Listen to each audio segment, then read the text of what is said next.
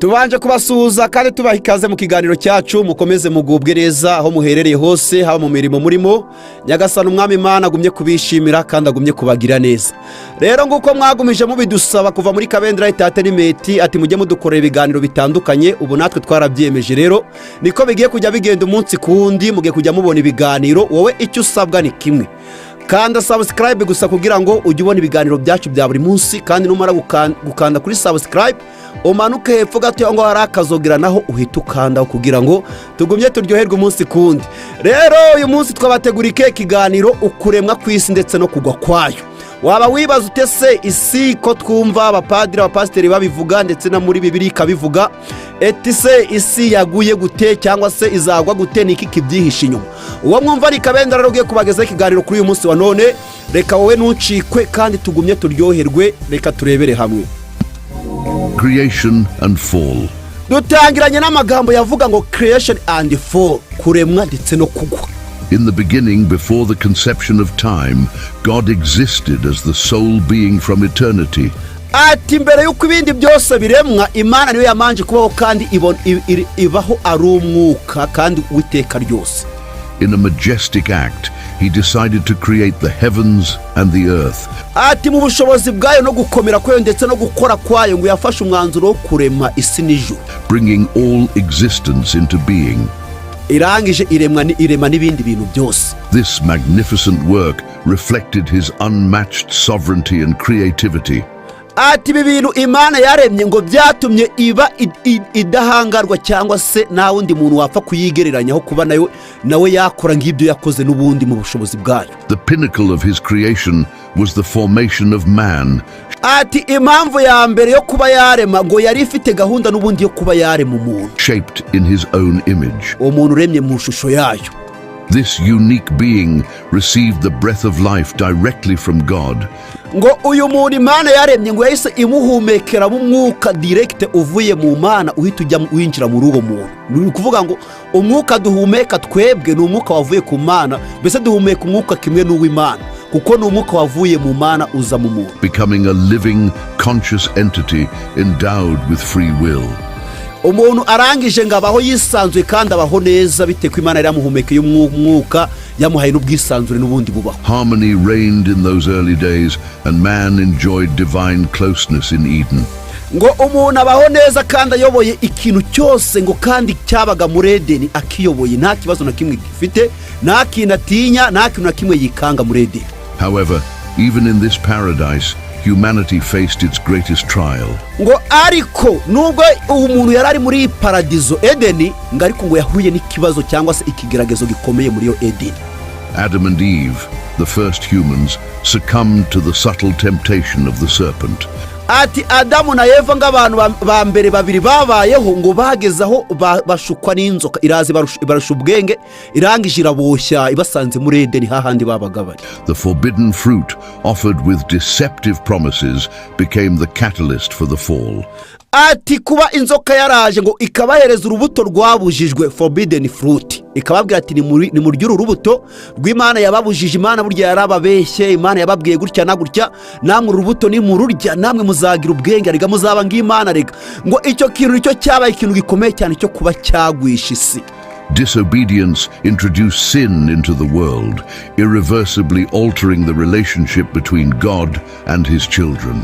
Ati ikintu cyabayeho ngo nicyo cyazanye icyaha kw'isi ngo kirangije ngo gikuraho urukundo cyangwa se umubano Imana yari ifitanye n'umuntu icyo gihe, kuko icyo gihe Imana yabanaga n'umuntu neza ngo banarasuranaga bakaza Imana bakaganira, mbese niba ari icyifuzo umuntu afite akabwira Imana ati mfite iki cyifuzo, niba ari Imana ishaka guhita imubwira direct igahita ikimubwira. Ubwo rero ngo uwo mubano wabagaho icyo gihe inzoka ikimara kuza ikazana urubuto uwo mubano wahise usa n'uvaho uragabanuka cyane. Ndetse by eating the forbidden fruit, Adam and Eve experienced the bitter reality of separation from God. Ati kuba barariye kuri urwo rubuto ngo Adamu ndetse na Eva bahuye nabo n'ibibazo bitandukanye, batangiye kugira ibibazo. Cyo gihe nta bibazo bagiraga, mbese babagaho mu munezero bishimye cyane, ariko uwo mubano ukimara kuvaho nibwo ibibazo byatangiye kubatangiraho nabo. Their actions resulted not only in their own spiritual downfall, but also in the inheritance of sin for all humanity. ati kuba barariye kuri iyo mbuto ntabwo kugwa kuko bariye ku mbuto gusa ari ukugwa k'umwuka gusa, ahubwo ngo icyo cyaha cyarakomeje kigera no ku bantu ko bagiye bakurikirana kigenda kibageraho. The initial purity was replaced by the knowledge of good and evil. Ngo kandi iyo mbuto n'ubundi yari yo kubamenyesha icyiza n'ikibi. And Eden was left behind, guarded by cherubim. Ngo Edeni irangije isigwa inyuma aho ngaho n'ubundi irangije irindwa n'abasharubimu. This fact demonstrating the need for redemption and pointing to the promise of a Savior who would restore the lost communion between God and humanity. Ati ibi bintu byabayeho rero abantu ngo bari bakeneye ubundi busabane cyangwa se ukundi kubana n'Imana, kugira ngo niba Imana nyine yararakariye umuntu ikavuga ati umuntu ntabwo yanyumviye ntabwo yagize ute, hari hakenewe ukundi undi mubano kugira ngo uwo mubano wongere ubeho, Imana yongere yumve yishimiye abantu, yumve yongere inezerewe, mbese itewe ishema nuko yaremwe umuntu. Humanity. Pre-flood. Ahangaha tugeze ni kuri pre-flood cyangwa se mbere gato y'umwuzure, niho tugiye kureba rero. The trajectory of humanity after the fall of Adam and Eve reveals the complexity of human nature and God's relentless pursuit of restoration.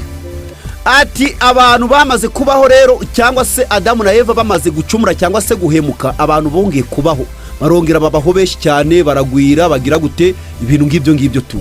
The descendants of Adam began to multiply. Ati abuzukuruza ba Adamu na Eva batangira kugenda bagwira. And among his children, Cain and Abel. Ati abo bamwe muri abo bana be hari harimo Gahini ndetse na Abeli. Emerged a story marked by tragedy. Cain, driven by jealousy and envy, committed the terrible act of murdering his own brother. Ati inguru yabo ngabo bombi ntabwo yabwiye neza cyane, kuko Gahini ngo yagize ishyari kandi arigirira murumuna we, biragije iryo shyari riramuyobora rimugeza aho kuba yakwica umuvandimwe we.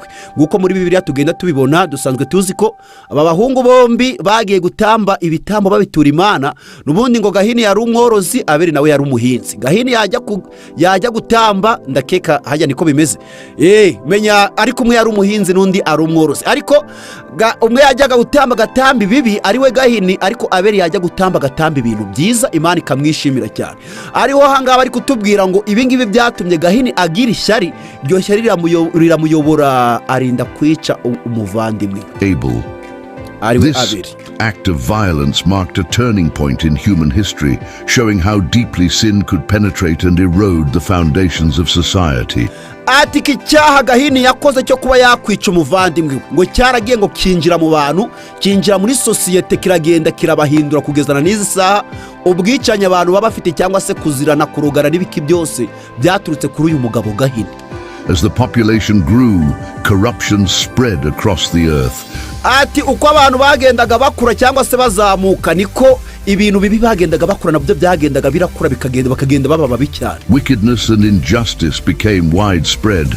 Ati ubugome ndetse no kugirirana nabi cyangwa se kubera ibyo ngibyo byagiye bibaho cyane, mbese abantu nibizerane, abantu nibagirira abandi neza, abantu wamwizera gahemuka, ibintu ngibyo ngo uko abantu bakuraga cyangwa se uko abantu bagendaga bagwira ngo niko nabyo byagendaga biri kugwira. And the divine creation was far from the intended harmony. In response to this moral decline, God decided to act in a way that would shake all of creation. Ati nyuma y'ibyo ngibyo kugira ngo bibeho rero, Imana nyuma yaho yahise yongera irababara, igira gahinda muri yo, iravuga ngo noneho ngiye kunyeganyiza noneho ikiremwa na remwe, shake creation. Imana yo yifatira umwanzuro, niba ibi bintu bibayeho ngiye kunyeganyiza ikiremwa na remwe, nubundi nginyeganyiza. The flood. Ikoresheje umwuzure, the flood. Noah, a righteous and blameless man, found favor in the eyes of God. Ati Nowa ni umuntu wagaragaye imbere y'Imana ng'inyangamugayo kandi wizerwaga n'Imana cyane, Imana yaramukundaga cyane, umugabo witwa Nowa. Instructed to build an ark, he was tasked with preserving life during the imminent cataclysm. Ati Imana yaramubwiye ati rero genda wubake inguge, umugabo aragenda arayubaka kandi ayigira neza cyane. Animals of every kind along with Noah's family boarded the ark that would become the refuge of survival. Ati muri iyo nguge inyamaswa ikigore n'ikigabo, Imana yaramubwiye ati genda muri iyo nguge ujye winjizamo inyamaswa ikigore n'ikigabo, nubundi ngo bebe muri iyo nguge ari impunzi ngo kandi birarokoka, ari refuges. The waters of the flood covered the earth, eradicating all life that had become corrupted. ati umwuzure uko imvura yagwaga umwuzure ukuzura ngo uko inguge yagendaga iri kugenda iri kuzamuka hejuru, ibintu byose byari biri ku isi icyo gihe byose biragenda birangirika cyane, kuko niyo gahunda Imana yari ifite ko igiye kunyeganyiza n'ubundi ibiremwa biri ku isi. The ark, guided by the divine hand, ati iyo nguge yayoborwaga n'ukuboko kw'Imana kwera, floated over the tumultuous waves, ngo kandi ikajya igenda iri hejuru, nyine iri hejuru ku miraba yo hejuru ariho iyo nguge, serving the hope of a new era. After many days of flooding, the ark came to rest on the mountains of Ararat. Ati nyuma y'iminsi mikeya nyine iyo nguge iri kugwa, tuzi ko inguge yabaye hejuru, ndakeka ari iminsi 40 niba ntibeshye, sinzi abinjiye mu bitabo cyane barabizi, ariko ngo iyo nguge uko yajyaga iri kuzamuka hejuru nyuma y'iyo minsi myinshi, umwuzure umaze gusa naho ugabanuka, inguge ngo yaragiye ihagarara ngo ku musozi witwa Ararati. And Noah and his family disembarked to witness God's promise never to destroy the earth in this way again. Ati Noah ndetse n'umuryango we n'abandi bose bari mu nguge ngo barangije barasohoka bareba ngo bareba ikimenyetso Uwiteka yarashyize mu kirere kivuga ko Imana itazongera kurimbuza isi umwuzure. Wapi aricyo tuzi ng'umukororombya nguko Bibiliya bivuga, usobanura ko Imana itazongera kurimbuza isi umwuzure. The pre-flood story, marked by sin, judgment, and the gracious preservation of a righteous remnant, serves as an eternal reminder of divine justice and mercy. It is a narrative that has shaped the course of biblical history, pointing to the ongoing need for redemption and the promise of a new creation. After the flood,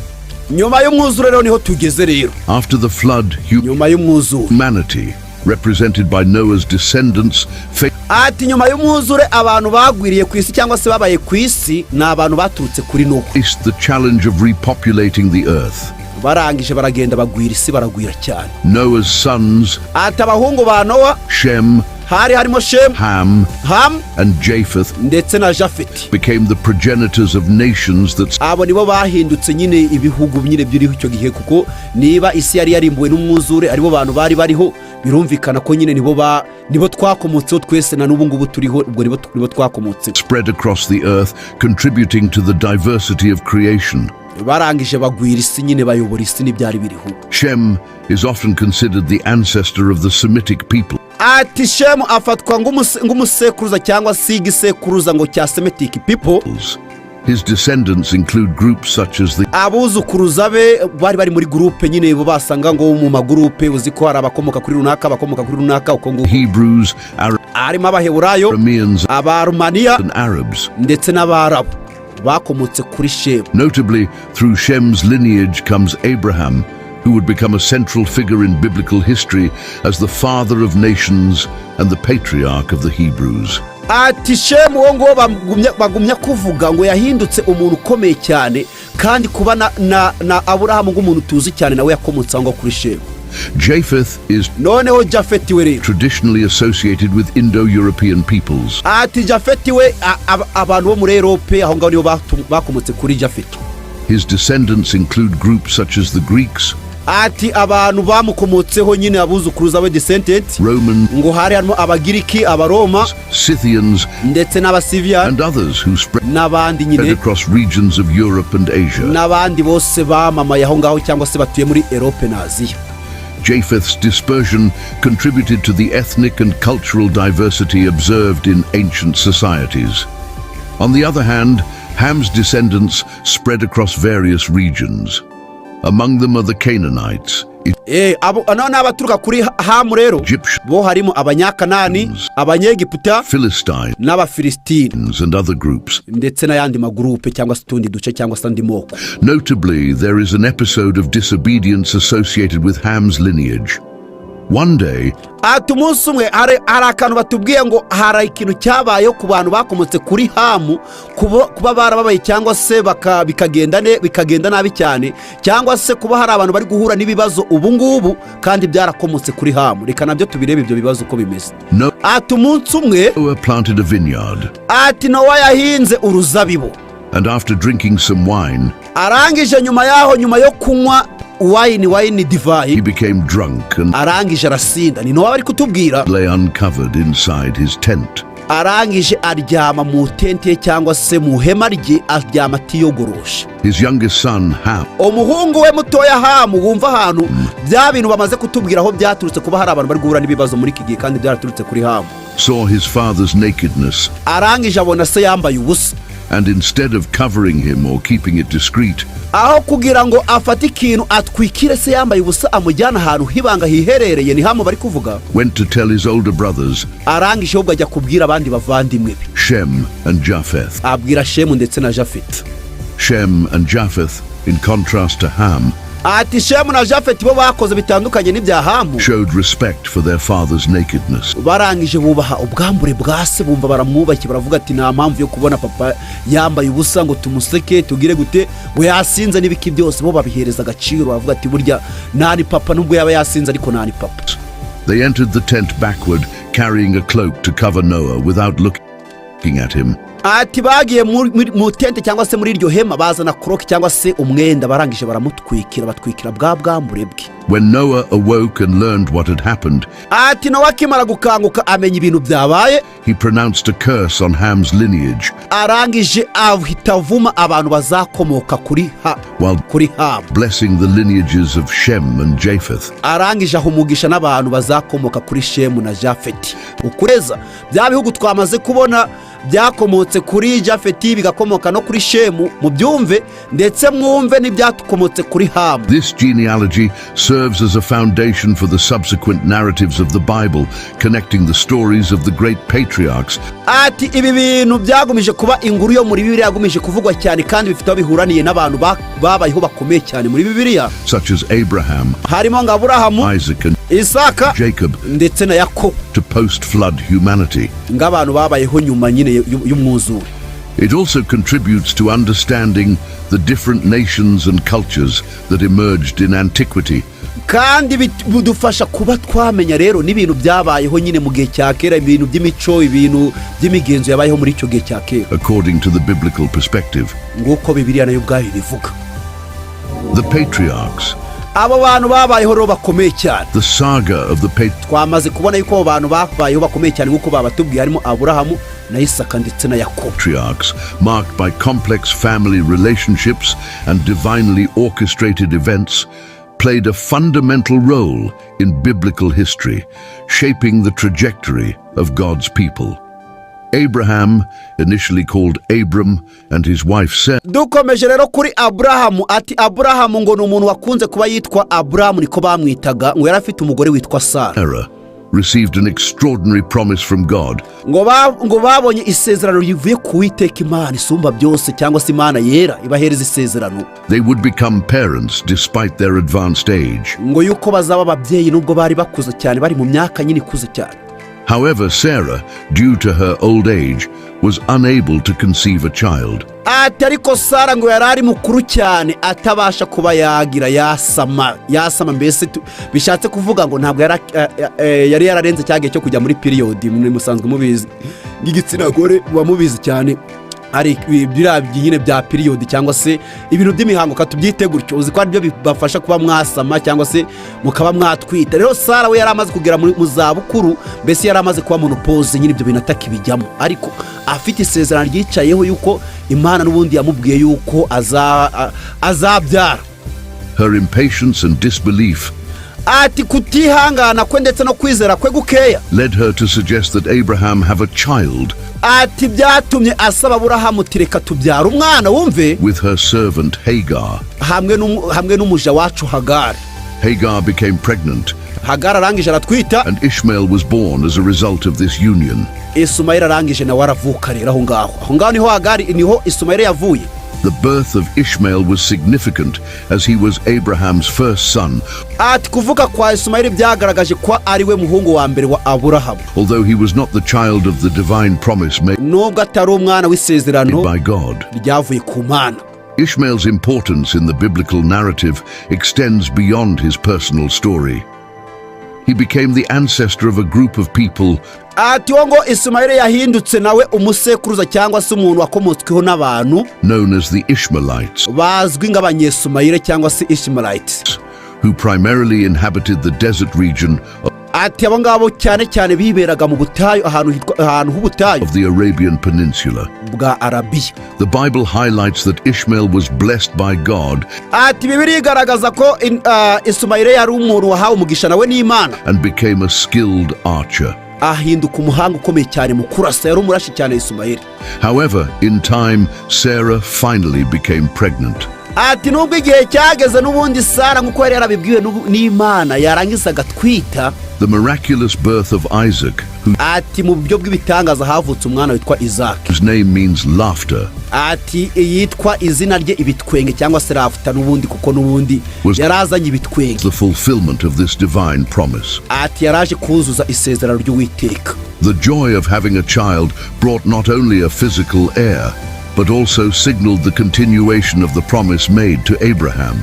ati kuba Isaac yaravutse cyangwa se Isaka ngo ntabwo byabaye ibyishimo gusa aho ngaho, ahubwo byabaye ndetse no kuzuza kw'isezerano kw'Imana yari yatanze yarahaye Aburahamu ati n'ubundi genda zakugira ubwoko bukomeye. ibyo bintu nyine musanzwe mubizi nawe. Isaac in turn married Rebecca, ati igihe cyarageze Isaac nawe agira umugore witwa Rebeka, and the couple faced unique challenges. ariko habaye utuntu tumeze nka challenge nyine, utuntu tw'utubazo ukuntu nyine umuntu atapfa kuba yasobanukirwa ukuntu. Rebecca gave birth to twins, ati Rebeka nawe yagezeho abyara impanga, abana babiri b'impanga, Esau and Jacob, Esawu na Yakobo, who demonstrated marked differences from the womb. ati ibyo ngibyo byagaragaje itandukaniro ryari riri mu nda yiwe. The blessing that originally belonged to the firstborn was transferred to Jacob through a clever plan. ati n'ubundi muri icyo gihe cya kera uko byagendaga, umwana w'imfura niwe wari supposed kuba yahabwa umugisha cyangwa se niwe agomba kuba yahabwa umugisha, niko gahunda yari imeze, triggering a complex family dynamic. After receiving the blessing from his father Isaac by deceiving his brother Esau, ati nyuma yo kugira ngo Yakobo yambure umuvandimwe umugisha, fled to avoid Esau's wrath. Yakobo yahise ahunga cyane, ahunga umujinya wa murumuna we Esau's wrath. Jacob, whose name means supplanter, ati Yakobo n'ubundi wari ufite izina ngo ni umuriganya, supplanter, had his own encounter with God and had his ngo hari igihe cyageze nawe ahura n'Imana, name changed to Israel, irangije ihindura izina rye imwita Isiraheli, which means one who struggles with God. bisobanura ngo umuntu waruhanye n'Imana cyangwa se wabanye n'Imana cyane. He fathered 12 sons, cyangwa se umuntu wakiranye n'Imana ibintu ngibyo ngibyo, who became the ati yabyaye abahungu 12 leaders of the 12 tribes of Israel. aribo bahindutse abayobozi b'amoko 12 ya Isiraheli. This notable progeny includes prominent figures like Joseph, whose story played a crucial role in the biblical narrative. aho ngaho kandi niho hakomotse n'uwitwa Joseph wavuzwe cyane muri Bibiliya cyane. Years later, ati imyaka yarashije rero, there was a reconciliation between Jacob and Esau, ngo habaho kwiyunga kwa Yakobo ndetse na Esawu, who surprisingly made peace with each other. ngo birangije nyine bazana amahoro hagati yabo bombi.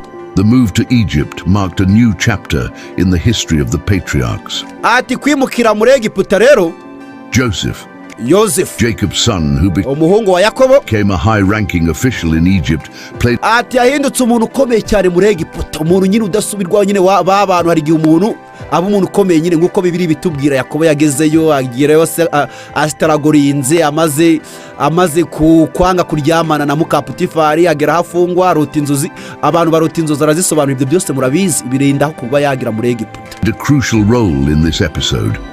Due to the famine in the land of Canaan, ati kubera inzara yabaye ku butaka bw'i Kanani cyangwa se mu gihugu cy'i Kanani, where Jacob's family was living, aho umuryango wa Yakobo wabaga, Joseph, now an important figure in the Egyptian government, invited his family to move to Egypt.